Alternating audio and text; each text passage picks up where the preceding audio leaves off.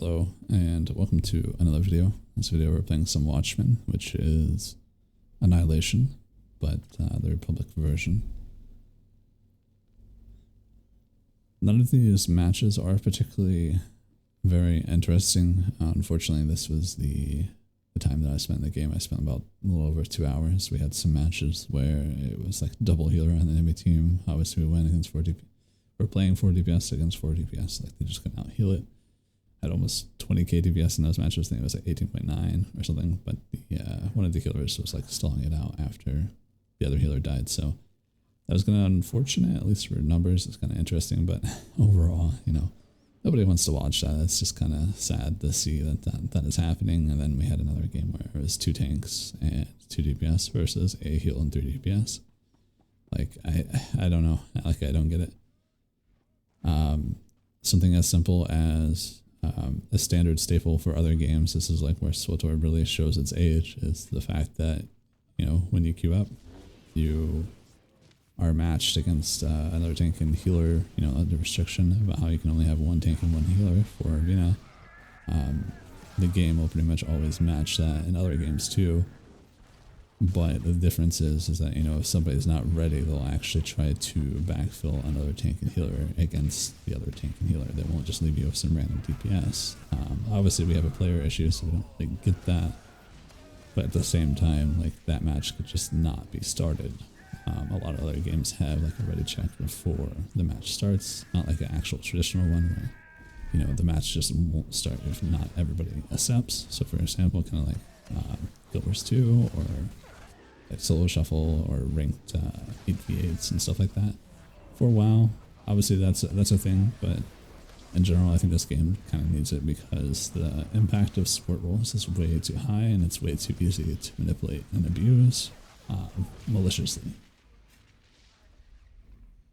And arenas are definitely the biggest culprit of it because a lot of people will sit in queue and completely forget that they're queued and they'll eventually get a pop and a match is now unbalanced.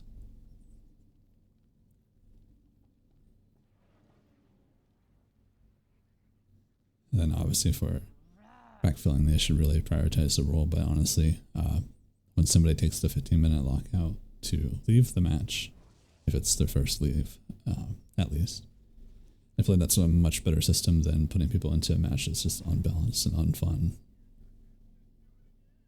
As of today's players, I would say their mental is not as good as it used to be. It's nowhere near as good as like the older players.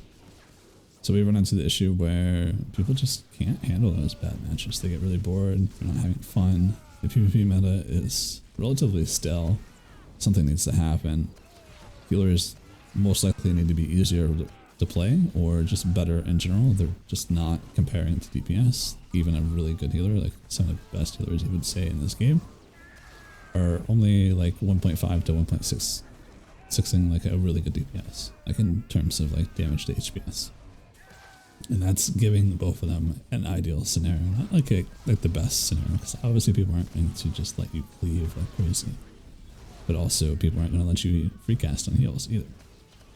So that would be like the average. Normally we would have, you know, from regular healers, barely even 0.5 to maybe 0.8, and then if you're lucky you might have a 1.2. And most standards for people is like 1.0 or 1.1, and people will consider that good. And that's, you know, it's kind of true because it's kind of hard to play healer and you don't have DR depending on which spec you're playing. So if you're playing medicine, you don't really have DR. And yeah, there's just a lot of things that got pruned and a lot of things just shouldn't have been pruned from healers. For example, revitalers did not need to go. Pool DR didn't need to go. There's just stuff that just didn't need to go, and it did. So for example, the set bonus where you could have Cult of Shot be like a heal over time. Honestly, that was not bad. It helped the rotational flow and increased its HPS without having too much crazy impact in the game. It gave something that Mercenary could do, have more reason to use its Cult of Shot to help its heat management, but also have more reason to use it in general because it meant that it would be able to basically upkeep a heal over time on somebody. So if they're CC'd, they can actually get value. That with Cult of Shell was a really cool design for last expansion, and that being gone is just kind of silly, but at the same time, you know, we introduced Galactic Command to this game and completely deleted it for literally no reason. There was a lot of stuff that we've had in this game that's been really good and just decided to delete it, excuse me. I wasn't expecting the Assassin and the Marauder to show up here, so I kind of got screwed. I tried to wait as long as I could before I used that med pack, but I'm pretty much screwed here. Unfortunately, the sniper didn't get guard and he pretty much died instantly, and this match was just sad. I don't want to lecture the tank on how to play, so I'm just speaking my opinion here. I'm trying to tell them how they should play, just a little bit.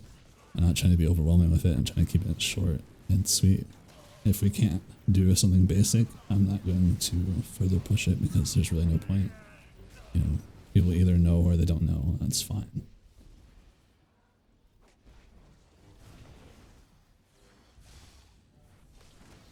And I do mention, obviously, the sniper needs guard. Trying to survive that on a sniper is really hard. So giving him guard and then having us rush up to split up their team is really important.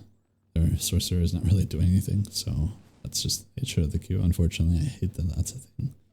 We probably wouldn't have a chance to win, but, you know, that's just the way it goes nowadays, I guess, and it sucks. I don't like it, and this is why I don't really care for Arena. And even before, when we had ranked, it was still kind of the same way, I'm not gonna lie. My Arena playlist, pretty much all of them are cherry picked where they're actually good games with good players in them, and they're all interesting in some sort of way. I didn't just upload some random like arenas where they're boring and whatnot. This one is probably going to be the exception for the most part, but for like my old arenas, no. Pretty much all of them were only like really, really good matches because I played a lot and I played a lot of ranked.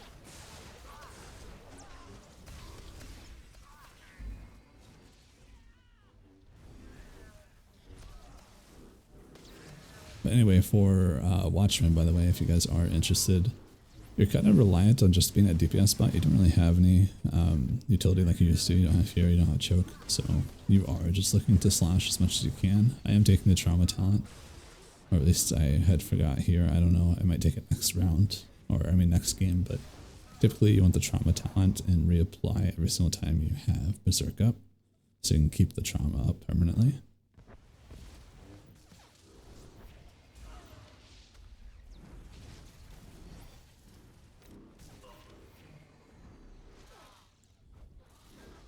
It's kind of unfortunate that this round kind of plays out for them like this, but you know, when you have a guard on sniper, it's way harder to kill them. And also the assassin definitely shouldn't have tried to fight two marauders. I'm not really sure what he was thinking. This is where overconfidence is a issue.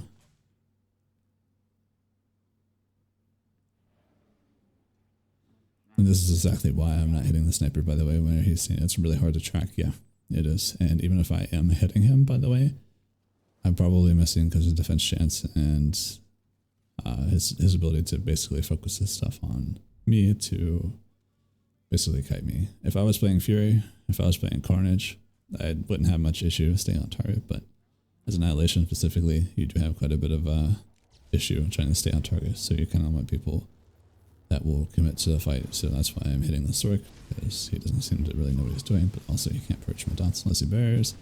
So I'm just trying to get as much heals off with my Berserk. I try to help the team, but most of the time they're out of range anyway, so we're just collecting a free kill on him. And for some reason my grenade didn't want to go off earlier here. It was super weird. I was really trying to get that off and it just refused. Such a weird situation.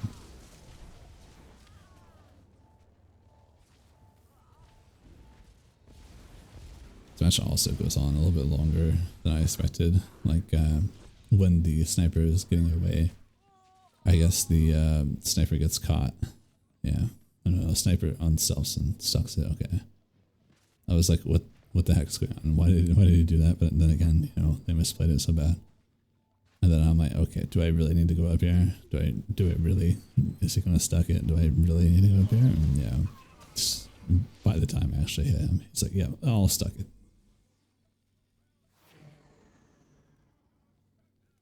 But yeah, you'll just get matches like these, and they're just not fun. They're not competitive. They're not like.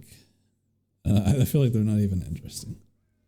To some people that aren't as experienced, it might seem interesting or competitive to them, but it's honestly not. These matches are not competitive. Even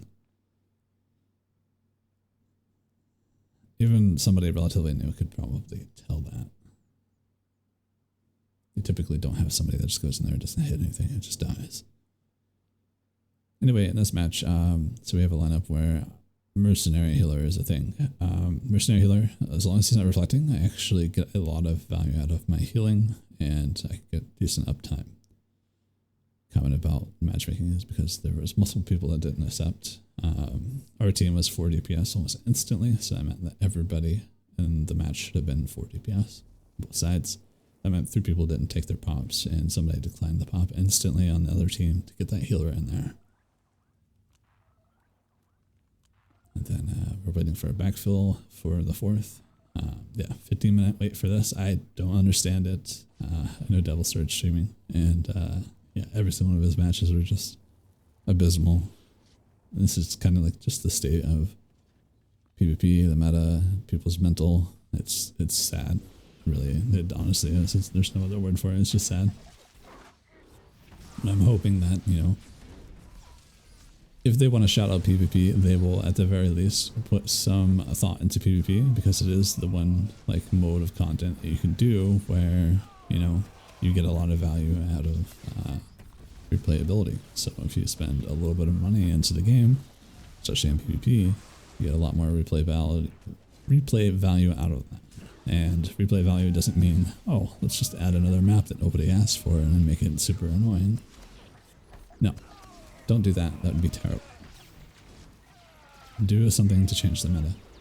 People are dying too fast and don't understand the value of the gear. They don't understand the value of their defensives and how they should pop all their defensives at once. And in general, they just don't understand that damage is incredibly important outside of gear. Damage is actually at a point where it's so lethal that you can just play burst DPS pretty much all the time. And if you're good at it and you have somebody else that also plays burst DPS and they're good at it, you pretty much run over everybody.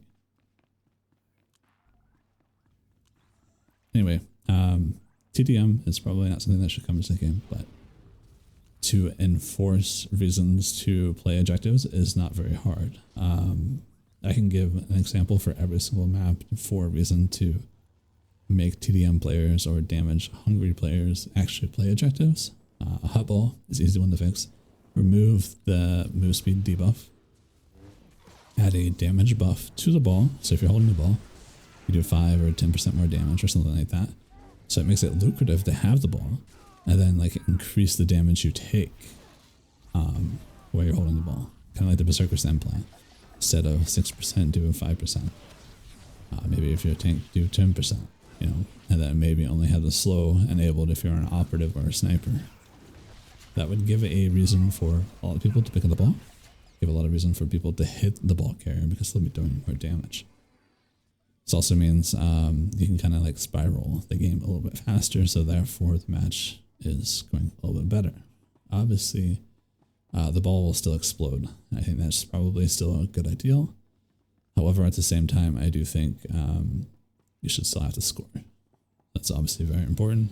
So if people are just using the ball to kill each other, yeah, that would probably suck for people that don't want to do that. But you know, you gotta have a reason to actually fight. Honestly, you just need a reason, and it shouldn't be too hard to kill somebody if they pick up the ball and they're trying to abuse it for, you know, damage gain.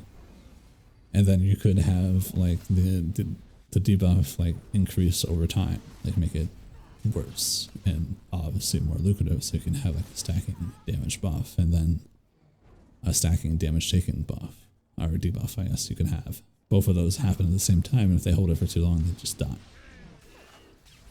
Anybody hits them, you know, they hit like a 200k, then people would be actually excited to play Hotball.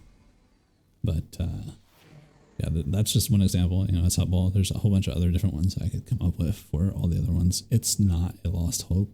I just can't say anything other than that they don't listen to the right feedback, and if they're open to feedback, I've got tons to give, and so do other people. Anyway, I hope you guys have a wonderful rest of your day.